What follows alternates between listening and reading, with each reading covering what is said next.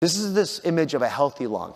And when I talk to people who are smokers, and we'll start with that example, I always emphasize the absolute majestic nature of a healthy lung. It's like a sponge. It's fluffy, it's white, it's like a beautiful cotton ball that's just that's sort of taking in everything around it.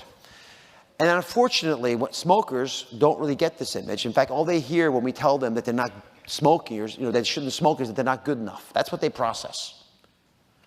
And then they get nervous and they go smoke. We actually tried to do a study at Columbia where it was funded by the NIH, where we wanted to do a study on smokers who were not depressed.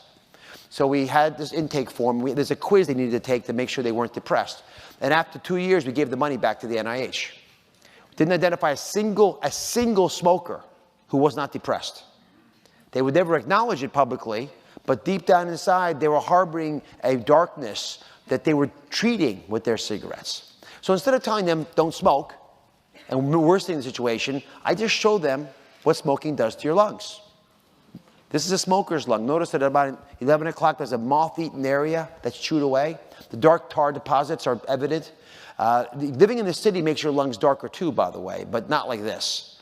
And when we see these kinds of lungs, it's tragic because you realize if you really saw that, if you really had a visceral awareness of what was going on, rather than this supertentorial understanding, that we think about in their brains, if you really got it in your gut, you'd never smoke. So what I tell people is that all I want you to do is care enough about yourself that it matches what people around you think about you. Do it because at its very core, if someone you loved dearly was doing this to themselves, what would you tell them? Say those words to yourself. Because that's much more important than anything I'd ever tell you about why to stop smoking.